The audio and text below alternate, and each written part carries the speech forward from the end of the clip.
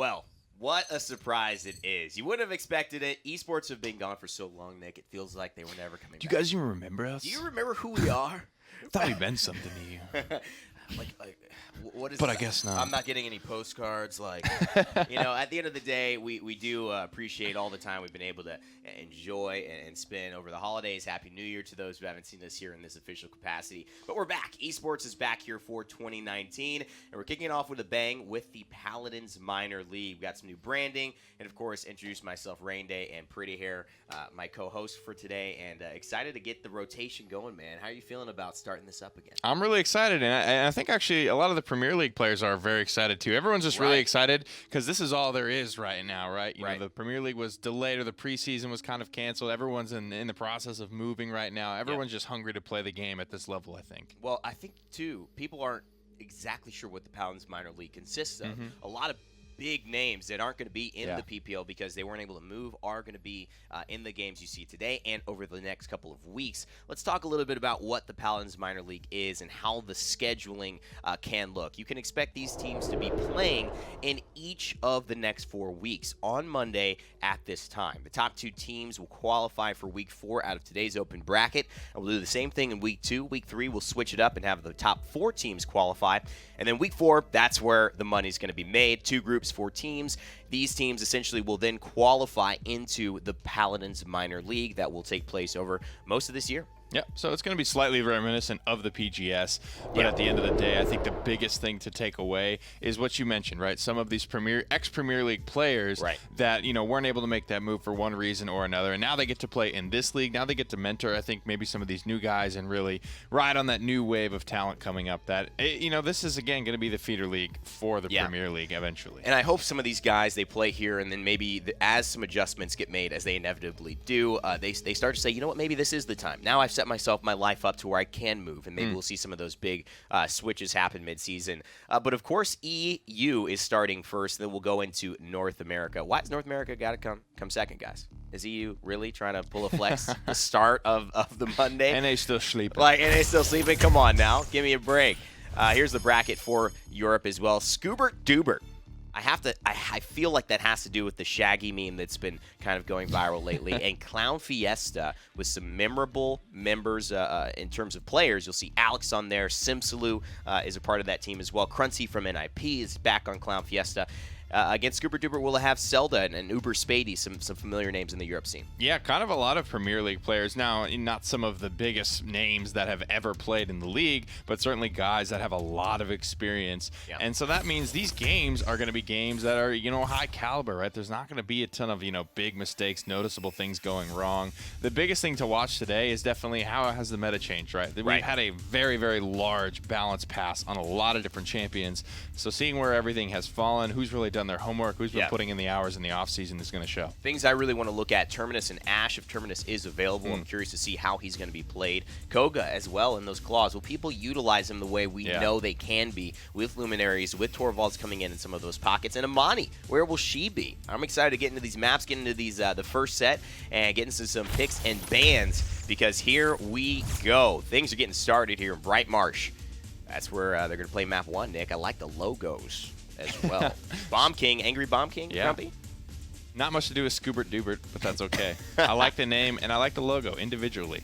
Warder's Gate banned out, though, for Scoobert Doobert. Frozen Guard, Timbermill, Fish Market, all gone. Bright Marsh will be the first map selected. This is going to be that best of 5, so the way that these flow, high seed gets the first pick, lower seed gets the second, and then after that, whoever loses game 2 picks game 3, and that's how it works, so on and so forth, until we've crowned a winner. All right, so our first picks and bans here of the new season, of the new year. Very excited. We're going to see a Torvald ban. In my opinion, this is just because what he's able to bring to maybe a Koga, maybe an Amani here, some of these new champions. In fact, we've had some tier lists come out. I know Random Noob was saying he thought actually Amani, after the Dragon nerfs, not very viable, not very good at all. So we'll see if she even gets picked up. Yeah, I think there's...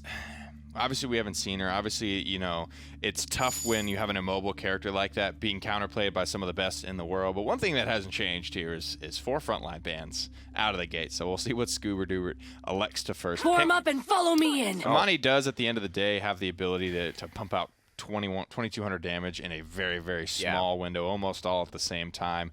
And that is where a lot of supports damage champions. Things are baselined around is that 2200 HP mark. I am hearing that time to destroy our enemy. Not even available I'll right be now, impressed so if you know which direction to go I think first. they did just whisper that to me, which would be a surprise, but I guess that makes sense. I'm not sure. This is our first jump into it, and I'm not sure what patch been out. they're technically playing on. It may just be the next 2.03 that she's available. Here's one thing I am surprised on, though. The Grover not picked up yet. I have a feeling that Grover's going to be highly prioritized in this patch. He's caused a lot of problems for people on the support area just because of the way that he's so effective now with that passive, kind of what you had to take with Efflorescence, kind of getting Remember ingrained his old, competitively viable talent? It's now basically just his passive, and he can go into Ferocity. A lot of people are running Deep Roots, and there's the Grover second pick with the Ashe, who I think is probably the best tank in the game right now, aside from Terminus. A lot of those big changes came in the form of talents being baked in some form or fashion. Right. Tyra got some lifesteal. Right. Ashe got her stun bait. So it's like those champions that just got something for free and didn't really lose much. Right. Those are the ones that we're kind of looking at like, all right, you weren't terrible before. No. You got this massive gift from Garrett over the offseason. So gift now from we're looking Garrett. at you like you got to come in and make some type of impact. Grover and Ashe are both those type of champions. There's some truth there. Maldama isolated as the healer priority for Clown Fiesta. Leon talking about her, we're going to be seeing her eminent style of play, which is totally risen back up. It's always been kind of the secondary, tertiary style, but now it has taken the forefront with the elimination of death and taxes.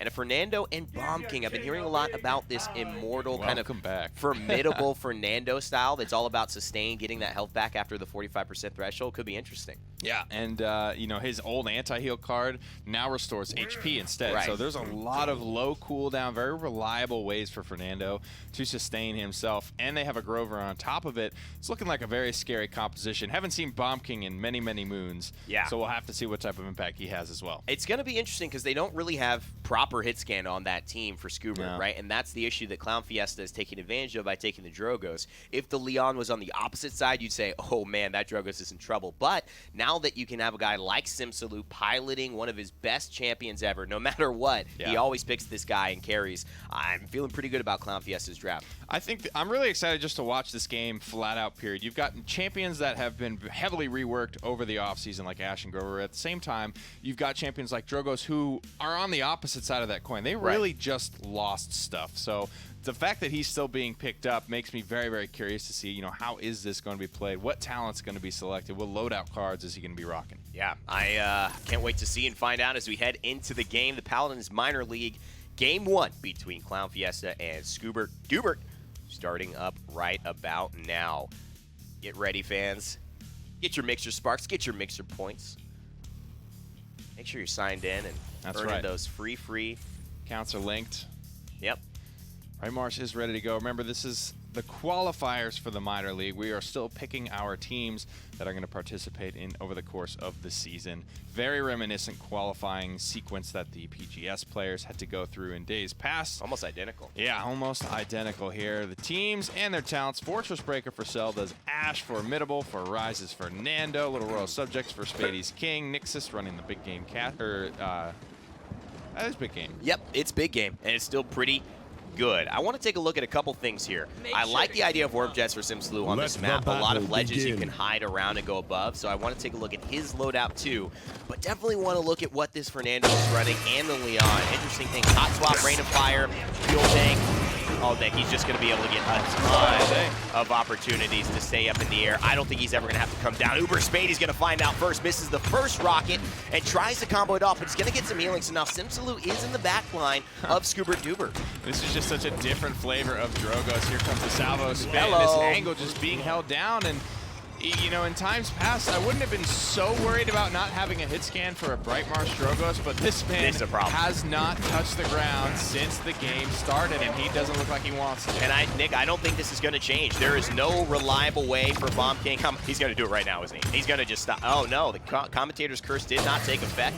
But there's really no way for Bomb King to handle this Drogos. And the line of sights that you may expect Cassie to be able to utilize, they're not as easy to utilize in technicality, in actuality, than they are in theory. So at this point, Clown Fiesta looked like they may have just drafted better than Scoobert Doobert here, and Scoobert are going to be playing uphill. Well, they certainly learned their lesson. Had to be the hard way for Scoobert Doobert there. That is going to be the first payload going over to Clown Fiesta. Okay. And that is just something that you really have to, get used to playing against. Drogos is going to be up in the air. This whole loadout is designed to keep SimSulu off the ground for as long as possible. Nick, look at this loadout here as well. Take a look at Cavalier. Last stand, a movable object with the changes. That used to be a crowd control immunity card. When's the last time you've seen Fernando with 5,200 health? I mean, Man, Raid Boss Fernando way, way, way back in the day. A lot of HP certainly, but you're right. That's not a very popular card for Fernando. Haven't seen it very often. The fact that, Scorch isn't being run whatsoever here. You had old things like Running Start, Hot Pursuit, stuff like that to keep Fernando mobile. Just isn't being taken anymore. SimSulu with the Dragon Punch gets punished by Nixus in response, which is what you want to do when the Drogos does get someone. You make sure the Drogos goes down. Good, good Dread Serpent there. Crunchy able to get 2 kills in the process. Alex in the back line tearing through the rest of Scoobert Doobert. And all Uberspady can do is run away in fear. Enlightenment is ready. And, I did want to take a look at this loadout as well. There is a healing loadout, sustain loadout that I heard a lot of people were running, but really just prioritizing more of the distance and the disengage and the re-engage from Manifest Destiny here. And of course the resets with Heraldry. Yeah. Leon's got a lot of different things she can bring to the table in her loadout. So I assume we'll see a lot of, different loadouts per different players, right? That's what Paladins is all about. But at the end of the day, the one that you will probably see is that Heraldry. Every time Alex connects with one of those presences, he doesn't have to wait too much longer to pop off the next one. And Nick, that scales per player you hit, and it pierces. So if you can hit 2 people, you will get it back almost immediately. It also scales on if you get a kill. So if it's a finishing blow, take another 20% off the original cooldown, which is about 15 seconds, and add that onto the 7.5 that you're getting back for hitting that presence. So it's a really nice build that essentially means you're going to have it up all the time as a threat. It's a great opener. It's a great finisher. Ash now, Zelda, one of the best front lines here, prioritized first pick, has that ultimate ready, will buy some time, get a stun, but not sure if he wants to use it yet. And that's the new gift from Garrett that she's seen in the offseason is I love this phrase. She's gonna have that stun available to her. Ash's ultimate certainly strong in its own right, just the ability to stall, but now it's much more viable as an offensive tool, as a setup tool. Yeah. Scoobert Doobert is gonna be able to hold the defense here. Small adjustments coming out. SimSulu, certainly he had his heat check. He flew too close to the sun. He was very much so off on his own. All the ultimates are available for this next round fight. Oh my. Obviously, Scoobert Doobert's losing the game right now, but this Grover hasn't quite taken over the game, hasn't hard carried like I think that tier list would have suggested from Random New. I mean, he was all about it. He was, hands in his face. He was so sick of playing against the Grover that he just claimed was too strong. Now, we did see that he was running a Rampant Blooming, which is, it was basically the same thing. It's just more throughput, not running any Deep Root style here. Right. That could be something that changes from player to player. I heard Cuss was running that a little bit. Yeah, the first game of the new season. What exactly is the meta has yet to be determined. Obviously, these are going to be some of your minor league competitors we haven't even seen what the Premier League players have up their sleeves. Yeah, and interesting, opting for more cooldown reduction. I'm a huge fan of Unstoppable. I love that card. I think it's just one of the best value cards in the game. 4 seconds for what a powerful passive of damage reduction. And it scales up to 32% on a 10-second cooldown at base. It's just a fantastic card. And now he's going to need it because SimSulu has his eye on the Drogos. Good 900 health heal. That passive will get him back up to full Ovum stunned. And SimSulu just rounding the edges of the map. 60% for Clown Fiesta and climbing here as Scoobert are pushed back. That was just a lot of people on different pages, I feel. Grover didn't know exactly where he wanted to be, had his ultimate ready to go, and as soon as he disengages from that little corner with Bomb King and Fernando, there's a King Bomb being popped. And I'm like, Grover ultimate is almost the perfect way to get that King Bomb safely in and safely out, but that doesn't happen. In fact, Whirlwind is going to come out and to little to no effect here for Scoobert Doobert. So they need to definitely get on the same page about what the game plan is, what ults are planning to be used where. 2 minutes, 10 seconds now, and so much to talk about, so much to unveil. But, this is a best of 5, so they'll have some time to adjust. It doesn't look like this map has gone well for Scoobert Doobert, at least on the objectives, but they have made it a little bit more of a challenge on the defense. Let's see if it goes that way as well. Things are looking pretty swimmingly, though, for the Dragon in the skies. My man SimSulu, bit of a story for him. As a player, has gone in and out of the high levels, has won even a high-level competitive LAN here, and also found some misery, some misfortune. Got an MVP, exactly. now finds himself on a minor league, not really the player that is accepted across all the teams in Europe, but man, when he gets on your team, I've never seen him not perform. Not have an impact. You're certainly right there. Cake Runcie finds the first one of this engagement, and Simslo is noticed, but is still creeping around the back here. Lands a decent fire spit. Oh, yeah. And he's just going to come up over the top of the Dragon Punch, look for Fernando, but decide he's too low. He's not necessarily worth it. Gets the Immortal as well. He baits it. Yeah, I mean, I think he was just hoping for that bait because realistically, 38%, 42, he's going to be back up pretty soon to that ultimate. He gets the kill on Fernando anyways, and that Fernando ultimate a lot harder to charge, especially with no damage increase from Scorch. That's a push. Alex doing the dirty work there, and Clown Fiesta are 1 point away. That looked like the last point of the World Championship, right? You know, you got one person, and Phoenix did that a couple times in that set, just getting too far out of vertical contest range, and the payload scoots right on through. He is noticed here. He is one hell of a player. Simsalo, obviously known for his blasters, played a little bit for Virtus Pro way back in the day. That's when he grabbed that MVP that we talked about. But I actually want to talk about something that Rabies always used to mention on cast, is that the fact that now this flight is so enhanced with worm jets, Simsalo's really out of the line of sight of a lot of these people during these fights. It's so noticeable when he is just he's almost touching them, but the fact that he's just hard above them, 90 degrees up perpendicular from them, they just don't notice him. They're not really dealing with him right now. Right. He hasn't had any predators, any threats to him. No, not at all. And that's the thing with Bright Marsh as well.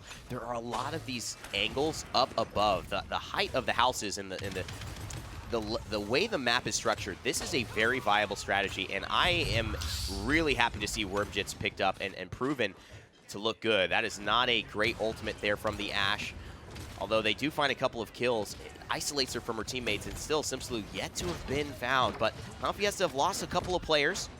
Can they finish off this tank here? They're really, really staying together well. The Grover obviously being the glue that's going to allow that to not be punished super hard, as well as the fact that this isn't combustible. There's no anti-heal on Fire Spit anymore, so it's not as easily punished as it once was. Straight up, the death and taxes doesn't apply. There's really, really less punish for the type of healing that Grover brings. And now here's that Dragon Punch. Does the Fernando have the Immortal? He does not. He's going up. He tries to get the Grover, but he's playing Tarzan up there, and the cosplay ends up not working out.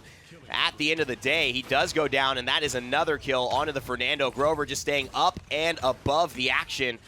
And now I think Zelda is in trouble. The shield goes through, but who is going to step onto the point for Clown Fiesta? They may have just taken this. Scoobert Doobert, though, they've got Alex on the point. They've got to step two, and Lightman as well. That's a double hit, but no, it looks like the payload was captured just before she went down. There it is, the comeback mechanic going to allow Scoobert Doobert back into this game in combination with just a nice team fight. It wasn't the best use of their ultimates, but at least they used them and got some type of value. That's not something that could be said for the way that fight went the round prior. They used absolutely everything to get it. Clown Fiesta just did not have enough gas in the tank to finish this game. Agreed. And sometimes, you know, you use it all. Bitey loves to say this. You use it all early, and then you let the other team respond. Oftentimes, you know, if you're not playing against a Na'Vi, you're not playing against an Envy, that response is not going to be 100% perfectly executed. So you may just have gotten the advantage and keep it.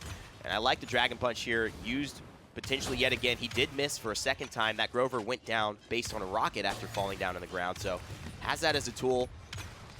Hits the 1105 because the Fusillade, the Fire Spit landed onto the Grover. A nice little mechanic. Not a lot of players know about who are new to the game.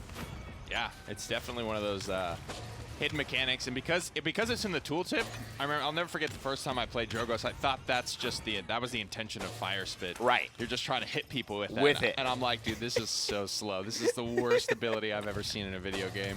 And then the first time somebody shot it with a rocket, I was like, oh, okay. Oh, right. Fair enough. Fair enough, dude. That one's on me, man. That one's on me, bro. It's like, what is our Drogos doing? He's just, why is he running lung capacity 5? I can't. It's still lung capacity 5. Oh, man, the old Paladins jokes brings me back. Nix is in trouble. Simsalo and the rest pushing him back. This is not an offense, ladies and gentlemen. This is a defense. They have pushed them all the way back to their base. We'll see this happen a lot of times in high-level games where, you know, maybe there's a comeback mechanic capture, and you see that team then not really have any momentum after that. They really just got support from the game mechanics, and now they've got to wait this one out. Looks like that's what Scoobert Doobert has in store for them. 30 seconds on the clock. Clown Fiesta, like we mentioned, the round prior, the conversion there. They did pop a couple of ultimates. There was a Dragon Punch used. There was a Dread Serpent used as well. they're not looking to have that happen again. There will be a half comeback mechanic enabled for Scoobert Doobert next round, assuming they don't get this push, which so far doesn't look like they will. But Clown Fiesta, you can see, holding all 5 ultimates here, wanting to make sure that they have plenty of gas to put this game away in the next round. It gives us a second chance to kind of re-examine a couple of these things. One, the healers. I think we've seen Grover do well, but clearly counterable. The biggest thing I think about Grover is when you're not coordinated, he's just so hard to deal with. But when you build up your cauterizes, he falls off late game. He just falls off. He's a huge, big guy. That cauterizing really hurts. As we're definitely hearing this replay and getting some action going there. But going back into really also the Bomb King, one of the biggest things is that they don't have an easy counter for Simsalou. An 18 streak, that has got to stop.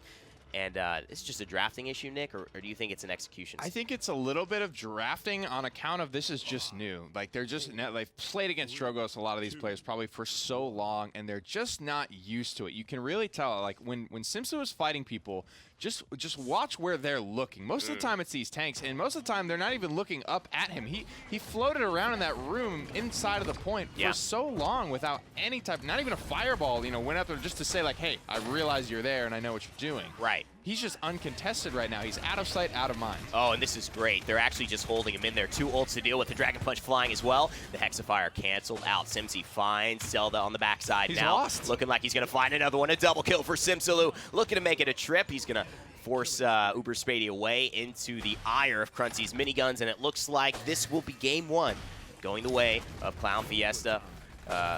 Desperate attempt from Scoobert Doobert. I don't think it's going to be enough. Here's an Ash ult. Maybe buy a little more time. There's a stun. Yeah, very staggered, though. They're not going to be able to get their feet under them here. Immortal. 8 seconds coming in here. We'll be able to save the life of these frontliners. They certainly have the tools to stall this one out. Overtime started. Unfortunate. A little bit too late there to save Ash's life. And, that, to me, listen, bad situation. Not really able to make it out easily. It's not salvageable. A little bit of a misplay there. He waited, tried to min-max that, but he didn't get the ult off anyways. I would have much rather done it early, save Ash there, and Grover can come into the party. He was just back there, not afraid, or kind of afraid to get into the point. Anyways, very exciting first game. Congratulations, Clown Fiesta, but it's not over. They've got to win 3 in this best-of-5 set. Game 2 coming up. What have you learned just from watching game 1? Well, K. Crunchy positioned very, very well in that last fight. Like you mentioned, great Hexfire to keep everyone there, and then the fact that he, lost them. Like that bomb, that King Bomb, you saw it go around the corner just in the silhouette. He was completely lost. K. Crunchy rotates back in, actually gets that kill there. But at the end of the day, the biggest impact was actually Drogos. And I know that I said he lost a lot of things. He lost his anti-heal. He's playing a new talent now, but Simsalou definitely looked impactful there. He definitely did. I wonder if they'll be able to stop this dragon in the sky. It's going to be a tougher task than it sounds. Simsalou is, again, never really seen him underperform on Drogos or a Bomb King. He's a great player, and this Clown Fiesta team is determined. Story of Alex as well, kind of a silent but deadly player who didn't quite have his way on mouse sports last season. A lot of talent here. We've seen him at LAN perform. That's why he got picked up. Things didn't work out for Mouse, and of course now finds himself on a PML team, but his Eminence Leon looked very solid in that matchup. Splitstone Core will be the next game, and Leon is certainly one of the champions to talk about. She lost. What made her so special was that Death and Taxes anti-heal. And you're always, questioning where is she going to land at the end of the day. But when everyone loses that, I think it obviously helps that playing field to become a little bit more level. And then like you were mentioning with Eminence, you really gotten to see another playstyle that already, it wasn't bad. No. It just really wasn't as easy as the others to get value from. I mean, how can you take that when there's Death and Taxes staring you in the face, that's unfortunate for Eminence, but now Eminence is back. It's a very deadly playstyle, 1200 really cross map, super fun. The resets, and one of the things I noticed was superiority. I didn't notice that card before, but 3 extra ammo for Leon actually makes a big deal. One of her old school presence styles, just getting that ammo back, it was so important to her fluidity as a character and keeping up the momentum that Leon can bring to a Paladins matchup. So just that 3 extra ammo, I mean, that's actually helping quite a bit for Alex to keep sustained. I think it says a lot about just the health of Leon's loadout cards in general when you just have very different styles. Obviously, this is a very different meta right now. People are trying to figure out what is my new style, what's my new identity with this character, what do I want nowadays. Slight differences in the bans here, not 4 front lines this time. One makes it through and picked up instantaneously. That'll be an aura. Interestingly enough, the Cassie ban by Clown Fiesta, Nixus didn't have any incredible performance there, so curious to see that, and maybe just knowing that they want to prioritize the Inara, don't want to give the Leon Cassie or maybe the Ashe Cassie that they felt was super valuable. However, here though, we'll see the Grover potentially get paired with the Inara on a map like Splitstone, which I think actually can be very successful. Ruckus fairly high on Noob's tier list. Ruckus he's lived an interesting life in terms of where he's prioritized and how he's picked up. Certainly. What's changed about him really in the past year? Not much. What changed in the offseason? Not really much from him. Yep. I'm surprised we're not seeing any Tyra at all. I would expect to see her at least a little bit today. She's one of the few damage champions that can still get in there and be really, really tanky. I would say even more so than like a Bomb King now. When you run certain health cards, damage reduction cards, she has a lot at her disposal. She was one of those big winners in the offseason as well that just kind of got something for free. Yep. So I'll be interested to see if we see her picked up. I'm also curious, to see Maldamba prioritized so heavily. I think he's what he brings to the table, which is so great. As we see a bit of a damage flex Grok there on Clown Fiesta, I'm interested to see how that works, is the fact that he brings CC. Saris brings good CC, but that Void of Buys getting baked into Mortal Reach and just her base kit is super strong. Another super strong support as we see the sustain meta kind of coming through here. You're seeing the two front lines, the two supports for both teams here on Splitstone. The Pip, most likely going to be Catalyst, providing a great Evil Mojo ultimate that will basically get rid of any of these front lines and also do some damage on the side.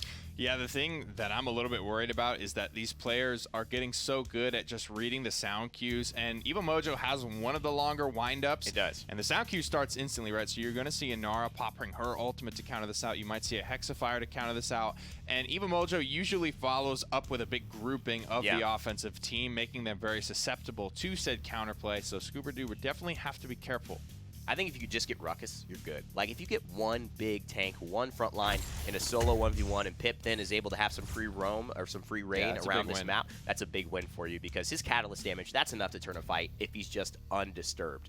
Game 2 coming up. Splitstone Quarry, excited to see the double support, double front line picked up here for these players. It is. I don't know why I was thinking I thought it was Stone Keep as well in my head. It's just weird. But I said Splitstone Quarry. And so did I. But I thought Stone Keep too. Wait, what? It just looked weird. like a decent, I don't know. It might have been Stone Keep's map behind. I've never seen Pip on Splitstone. I would have expected him to be picked up. Grok, same thing there. He's picked up more often than not on Stone Keep. That's weird. I think it's just it's a product, a habit of what I'm seeing in the draft and what map I would expect. Because, Pip and Grok are not really common picks anymore. Right. Especially on a map like Splitstone, where there is a lot of line of sight breaks, but obviously when you do have a barrack to bounce things off of, Grover's a fairly easy target to hit. He doesn't move around too quickly either, but not a great start here for Alex in terms of bounceability. No, not really. And you know what? The thing is he's covering the angles very well, staying alive, using that for self-sustain. And now you can start pushing. You really need one more, and then you can start to get some damage. But be careful. He does have Astral Traveler, and he's got Phantom. Those are two really good cards that are going to give him the movement speed away from the fight and also the ability to stay safe for long enough to get that totem back engaged. Zelda taking some damage, using him as a big totem essentially to bounce that Chain Lightning off. Yeah, this is crazy because they have pressure. Clown Fiesta have Scoobert Doobert all squished into this corner where they're all on the same plane, right? So these shock pulses are bouncing freely. A couple of those hitting all 5 members of Scoobert Doobert. And at the end of the day, when you have this Inara composition, look at this, already charged on his ultimate at 1 minute and 50 seconds into the game. I mean, you could say this fight could be over if he just pressed the gas pedal right now, but now ultimates are coming in for Scoobert Doobert, and you almost have the Evil Mojo, and Novum has to be careful. I think that was just the CC immunity from him. Uber Spady could elect to go through. There is a heal, there's the stun, and there's the Tempest coming through from Grok. Simzy gets a little bit of speed, gets the double kill in the back line, and that is Nixus, however, finding a kill in return, but it is too much. The Tempest, as well as just the temptation to get all these kills, has pushed Clown Fiesta into the lead. Scoobert Doobert popped 1 ultimate there just to sort of keep themselves going. Clown Fiesta popped 3 to say, all right, let's end this here and now. Right. I think it could be popped a little bit earlier, right? I agree. This Tempest, this King Bomb, they could be popped together every single time. And to clarify, Alex was the one that was a little bit late there. Obviously, the Seismic Crash, the King Bomb, those come through whenever you want. Those are going to start the fight, but I think Alex needs to be ready to go on this Tempest to allow, because Simsalo died there, right? Obviously, they win the fight. Congratulations. It still could be better. Right. And against a better team, they may have to execute that at a higher level. That's the biggest improvement that they could make. One thing I've seen as well is that you have to be willing to take risks, and sometimes if you don't take the risk, you just don't get the payoff. And, you know, playing patiently makes you a little bit more predictable. After a certain point, they're like, all right, well, Grok's probably got Tempest now. Let's watch out for Tempest. Versus you just hit him with it, and they're not expecting it. Oh, man, whoa, he's got Tempest already. That is a totally different experience. Super Spady getting stunned by the Grumpy Bomb. You hate to see it. You hate to see it. But Simsalo, he says, I love this ring. Hey, what are you talking about? Simsalo doing a great job almost keeping up with this Grok, which is not an easy thing to do. Anara as well, look at her. She's back to 80% on her ultimate as well. 75 on the King Bomb and fully charged, ready to go on the Tempest now. Simsalo getting pushed. Enlightenment will connect. Not a very hard thing to do. It's going to be traded out 1-for-1, though. Kate Cruncy back on the Ruckus and continuing to play well. I don't know, Nick. That hitbox is kind of small, man. I don't know. Enlightenment's tough. I mean, you just ask Buddha, right? It's not easy to be enlightened. There it is. That's exactly what you wanted with the Evil Mojo there. One quick prick. On the Ruckus. And yeah, just no hesitation as well. You got to get these quickly because, like I said, if it's predictable, if you're telegraphing what you're trying to do with this Evil Mojo, a lot of times you open yourself up to be counterplayed there. The damage so far so good into the back line, but Alex running enough escapability to actually bait this Pip in, and now that's a free pick given back to Clown Fiesta. And now Simsy's got the King Bomb. He is ready to roll, baby, and he is rolling, rolling, rolling. I love the stun around the corner, forces the Whirlwind, doesn't get much kill confirmation there, but he puts them on the defensive. They are now reacting to what they are seeing, and now that forces the Enlightenment out as well. So 2 ults there for just 1, and I like that. Actually 2 used by the Tempest. So they're even, but it's put them again in a very advanced position. Great stun. Nixus goes down. Inara still alive, and Barrack is about to fall. There's no way he survives this chain reaction Bomb King. He's trying his best with the bowling ball, and he actually goes to the Dome Shield, but he's going to die. He loses the value, and chain reaction is just eating the rest of Scoobert Doobert alive. That's a big play right there from a big player. Simsalo knows that he can pull off this dive. It's definitely risky because anytime you dive under a Dome Shield, you're basically taking about 1,000 damage just from the dot, even if you get out almost instantaneously. The push ends up failing there, and the biggest question that I have is, again, I know the Tempest was popped, but where was it? Who received the benefit from that? I didn't even see Alex on screen at all. I know that he popped it, but I never saw it. It was right after Simsy used the ult, and then they got stunned, then the Whirlwind came out, then the Tempest got popped. But, you know, again, you're talking about the timing. I think both of them together. Why not just keep Simsy? He didn't want to go around that corner. Maybe he didn't have the angle fast enough, but he wasn't healthy. He knew he was going to die, so a Tempest might have secured that kill. I know how far back Alex was pushed because he had just baited that Pip deep, and so maybe that was like, I need to catch up. I need to get to this back fight, to my team, and this is the fastest way for me to do it. Maybe it's something like that. If they tighten up these Tempest casts, though, and synergize this with a different ultimate on their squad, they're going to own. And I like this, too, because you're looking at these pseudo supports providing these really interesting secondary ultimates that are super powerful in their own right. They're not going to get Alex here. That's just not enough damage. I think what you have to do is make sure that he's got the explosive flash damage on him already. That way you can hit him for the 840 and just burst him down. That was too little, too late. Now Zelda gets the Dread Serpent. It's going to force him into a bad spot. Can't quite get the Assert Dominance off, and the Hexafire finishes off the front line. Well, no comeback mechanic here. This is just good old-fashioned 75% and climbing for Scoobert Doobert. But now we've got 5 members from Clown Fiesta back and ready to contest with a tank down. Scoobert Doobert are just happy to give it up. Yeah, and now, you know, I think they just back off and they say, you have to stand here. We know where you are. Let's get some damage. Let's get some ults off. Hey, 40%. Are you kidding me? All ready for the Pip. He is going to have that pretty soon. Goes to the King Bomb. Curious decision. He's going straight for the Pip, and he gets healed in the process. He did not hesitate at all, and somehow things have turned the way of Clown Fiesta. They're just hanging in there by the skin of their teeth. Simsaloo what a call. Hangs on. He takes that King Bomb a little bit risky there. Cancels it early. Ends up getting only a one small hit.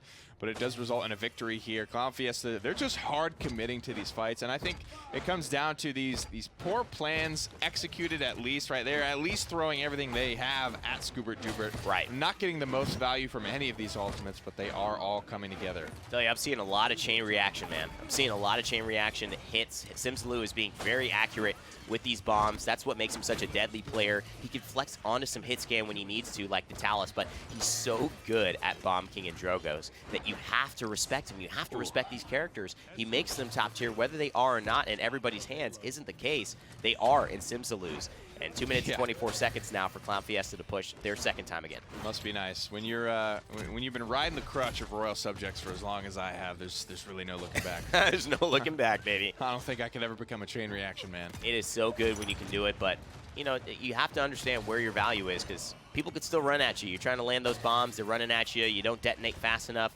Difficult, but I wonder if Simsy, if we look at his loadout here, if he's running again, some of the healing on those bombs. King's Court 5, I've seen that 2 times now, both on different teams, so it seems to be the go-to card for him after we've seen some Bomb King card adjustments. And Royal Decree 3, love this one too. It's so valuable. He already has a pretty quick reload. You throw that in there, and this is literally as easy as, have you right-clicked in the last 3 seconds? Exactly. All right, you're basically getting a level of deft hands absolutely for free. I like this Tempest, though, from Alex. This is going to sustain everyone through, keeping them alive, and look at how grouped up they are. I mean, how do you break this if you're Scoobert Doobert? Your Pip is on the run. You've got no hope. One of the things I liked about this, too, was that he actually used it for damage, and he used it for the slow. A lot of times we've seen it used to just speed up his own team, but if you are hitting enemy players, you're also getting that damage, you're getting that slow, you're having an impact that's putting them in a bad spot, not just amping you up. And Simsaloo and the Hexafire, no hesitation whatsoever. They are just committed to getting them down. Another chain reaction. The damage is unreal. And this Ashe, I do not see her surviving very long. The beautiful stun there from the Dombeezy turns it into a 3-1 push. It's going to look a little bit reminiscent here from Bright Marsh. Clown Fiesta commit even harder than they did on Bright Marsh to get this 3-1 lead. Now Scoobert Doobert have 5 ultimates and the comeback mechanic. This is almost a heat check for Clown Fiesta, saying, can you beat us, period? We have given you the largest possible advantage in this game. We have no ultimates. You have all your ultimates. Right. You have the comeback mechanic as well. If Scoobert Doobert don't win this fight, then they have no business winning any games off of this team. I agree. Grover as well has not performed for Scoobert Doobert, and Clown Fiesta have been happy to give that up. And he hasn't even gone for Cauterize. He's gone straight into Morale Boost and Chronos 2. Something that was not available to do in Paladins competitively or in the game at all until this new Season 2, where you can now buy multiple items in the same tree. And it's made for some interesting builds. I mean, obviously, it'd be nice to have Grover, but they just didn't have the opportunity to pick it. If Clown Fiesta's composition almost, you know, says, well, I want Grover a little bit more. The way that they're playing, kind of compact together. Look, no one's under the bleachers. Everyone's on the same kind of side of the map. Yep. And then you have a Tempest as well. You just have so much AoE healing for this grouping. Maybe they felt that they didn't need it, whereas Scoobert Doobert, you know, the Pip is kind of off on his own. Leon is almost always off by herself. Yep. So it's difficult for her to get sustained if Pip's not doing it. I'll tell you what, too. I mean, you look at this in your games, just to take away, it looks like this will potentially be Clown Fiesta closing it out, but there's a lot of ultimates. There's Evil Mojo. What's it going to get? Absolutely nothing. That is about a day late and $1 short on the Enlightenment. Simsaloo makes sure Nixus knows it. Sends him back to base. 81%. The Tempest looking to clean it up. I like the way he just sort of floats around. Alex knows what he needs to do here. Just stay alive and fly around this team fight. And your boys will pull it out. 16 streak, a lot of double-digit streaks for Clown Fiesta. And again, despite a 5 ultimate advantage, comeback mechanic in hand, Scoobert Doobert cannot get it done. That's 2 games in a row now for Clown Fiesta. Doesn't mean that it's all over, but it's most likely not looking good over here if they can't get their act together. Drafting, execution, a lot of things need to change, but I think Clown Fiesta, look at the bright side, have been performing well. It's nice to see Simsaloo back in action. Good to see this team who has been picked apart. A lot of these people have played in the PPL, have now come back together. True. They've had at least 3 PPL members, and so that just means they've got that experience and the ability to take not only easy fights, but the hard fights and still do well. Yeah, this is a heavyweight team, a heavyweight roster for sure. I want to definitely see Grover be successful. I wouldn't say he's the cause of the loss. I would say he's just not being plugged into the right type of draft to be successful. He didn't change at his core of what he does well. He just does what he does well better in this season, right? Yeah. And I think also, you know, you could see that Rampant... I want to see a deep root, too. Yeah, I think Rampant Blooming maybe just is unneeded at this point. It's not that it's not good healing, but you may be able to get more value, more setup. You know, the way Grok and Pip are bringing the setup in terms of their kits. Grover can provide that. but they have to select into it with that talent. What's cool about the type of buff that Grover got is like he does that well now. It's like you can round out the kid. What is he not bringing now? Bring something new, right? And when you're bringing that AoE potential lockdown, that's something that is nowhere else in his kit. Yeah, you can get crazy setup with him. Almost unlike any other support in the game. Yeah, and so we'll see if they change it in Game 3 as we get ready for the maps and the picks and the bans for that one. It's going to be an interesting journey here for Clown Fiesta throughout what I would assume is probably going to be a very good run here in the PML. Looking like one of the heavyweights, as Nick mentioned, Jaguar Falls could be the map to start it and basically end it as well, to 3-0 it and push them into the finals for this week to qualify for Week 4. The team that doesn't make it here is going to have to at least come back another time. But the team that does make it is going to be guaranteed a spot to potentially qualify into the official season in Week 4 coming up. This is going to be a great map. Just to watch the draft, it changed a little bit from Game 1 to Game 2, but here I think you've got Bomb King and Drogos, who have been two big factors in this set, and you've got Grover, which hasn't been bad, but it hasn't been great. I think this is one of Grover's better maps for sure, because there's so many line of sight breaks and places where he can sit out of line of sight of the point, but still heal people that are on the point, if that makes sense. You've got Drogos, you've got Bomb King, two definitely heavy hitter picks for Simsilo. Do Scoobert Doobert want to pick one of these away, ban one of these away, do something to slow Simsilo down, because he's been a big problem for them.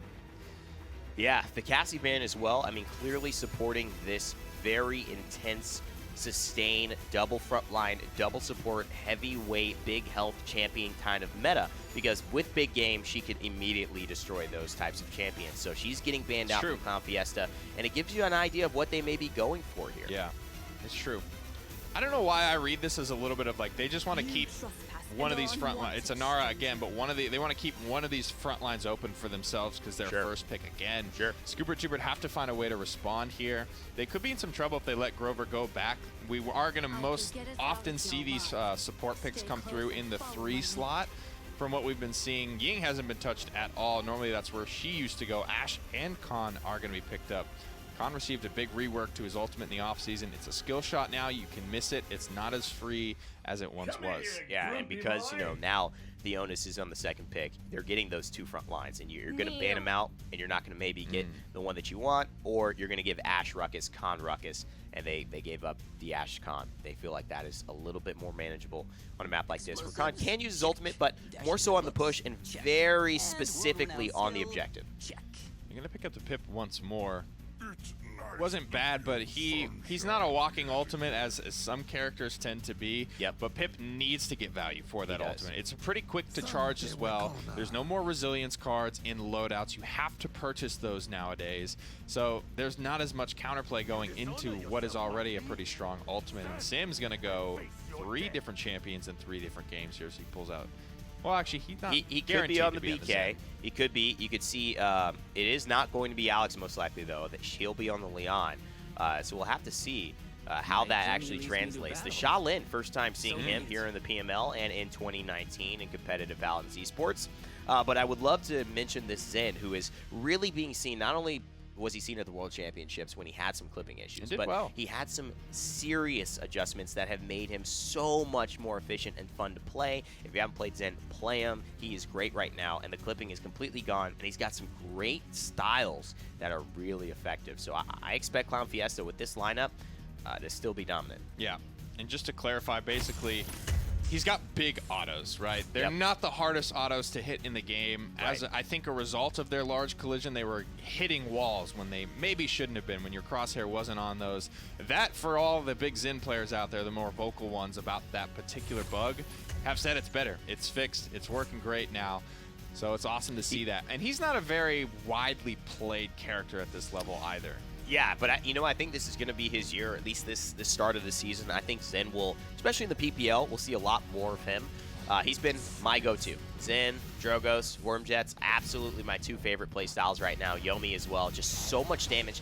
And you talk about the tank meta, Yomi's 850, going through everyone standing on the point. There's just potential for 2,500 damage. Yeah. in one swing. That's huge. He's never been the burstiest flank, and he's never had anti-heal, and those are two. But he's got a lot of everything else. He's got good mobility. He's got good self-survivability. So it's like it's just those couple little things that have kept Xin at bay. He's got, you know, that nice new shiny bug fix for the season as well. You're absolutely right. This could be his year. I really like, too, this loadout. I think it's a very strong loadout. I've been running a very fun loadout, but this, I think, is just super effective. You go in, you dive, you get that kill. The counter as well, Nick, we didn't mention that. The counter is now ranged. So that's a really added benefit. Does 600 damage and can keep the pressure on. Uber Spady could be in trouble, might be baiting him out with a heal. I don't know why Alex is aiming it towards the ground. Yeah, that could be some damage. Maybe just hold habits. Huh. Yeah, interesting there. It basically functions as an auto attack nowadays, but out of cooldowns, out of time. The war of attrition goes to Uber Spady this time, but 99% for Clown Fiesta on the point already. Can you say that they really lost the fight? I mean, yeah, I don't know. Clown Fiesta, I think, are happy with that one. And Uber Spady, let's admit it, I mean, he's got a heal, and he's got in any ways, more damage consistently than Xin does. So that duel should go the way of the Pip. However, did a good job by Alex to keep him at bay. King Bomb already ready. These fights, as you can tell, taking so long to get going, Nick. But finally, Clown Fiesta put the nail in the coffin. Finally there. The biggest oopsie for Scoobert Doobert there is they had Simsalud completely isolated in their own backline, and they failed to confirm that kill. He somehow manages to canoodle his way back into the dark room, and then Inara is allowed to reconvene with him and get the zone control back, and Simsalud doesn't die, pops his ultimate, and wins the fight.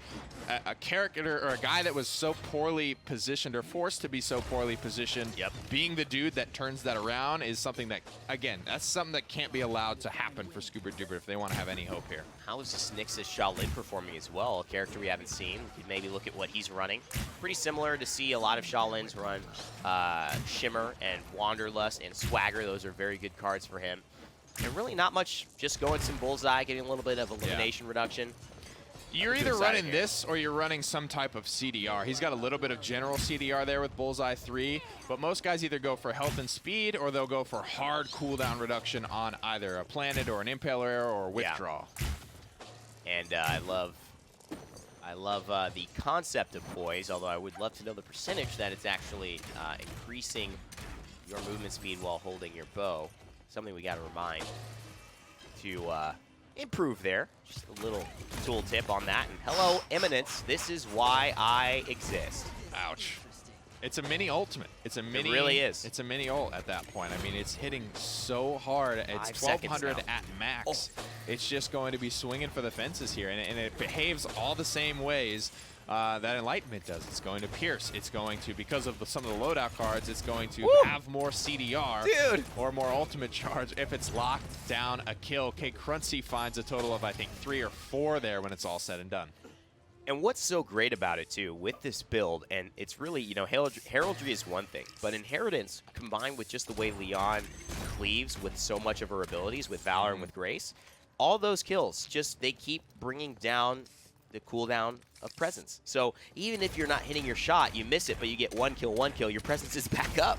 It's incredible, the fluidity that a build like this offers. Yeah. Leon's damage is always available. There are 13 kills on Clown Fiesta's side. K Crunchy has been a part of 12 of them. So that enforces your point there. She is going to be leveraging inheritance on almost every single kill that her team gets this game. So a great pickup there for Leon players. Definitely something for you to keep in mind. Again, running basically the same loadout that Alex was running. And that'll happen on teams, right? Exactly. You know, when you have that communication, Alex, obviously, if you trust him and you understand and you respect him as a Leon player, he's put that work in to find this loadout and say, all right, this is good. This is what I'm playing. 100%.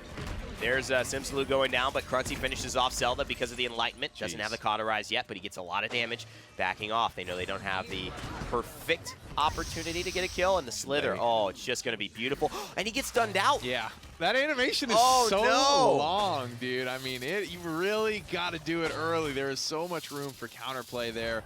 Void grips, silences, stuns, things like that. Ash, you know, it's not a free thing to get that ultimate off unless you're under something and you can bonk your head. Now, that's a big kill from Nyxus. I wonder if that'll turn things around. Getting, obviously, Crunchy off. His damage is immense, but he can't take a Yomi strike here. That would pretty much put the duel in Alex's favor, and there we go.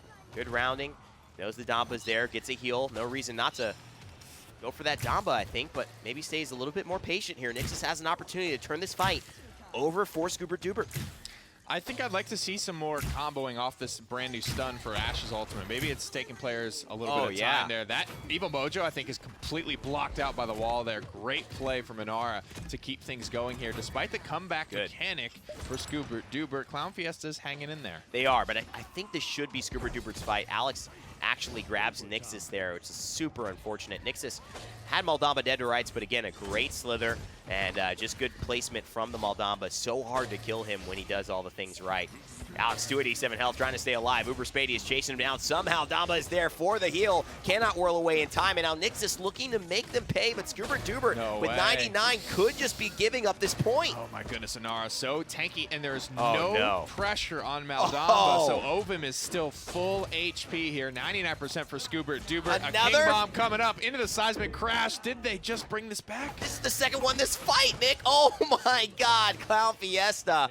They cannot be stopped. No matter what Scoobert Doobert tried to do, it seemed like Clown Fiesta had an answer.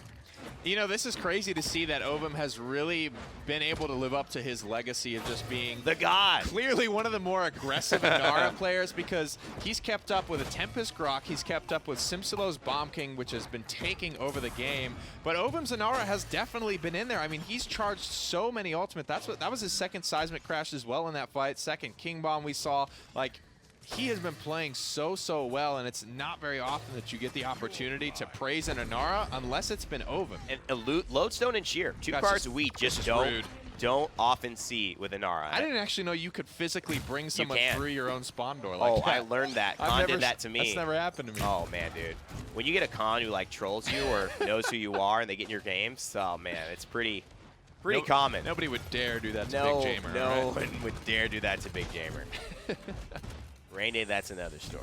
Oh, man. But really, yeah, I mean, the thing that I like Ovum doing, adding a little bit of ammo regeneration for Inara. You know, acting like Inara's ammo or weapon isn't valuable, it's one of the common mistakes people make. Frontlines do a ton of damage if you just ignore them, and that's exactly what Ovum is counting on. You're going to ignore me on the point, right? Well, here's 675 damage. Here's another 675 damage. Some CC immunity, here's some more 675 damage. I'm going to keep doing this until somebody kills me.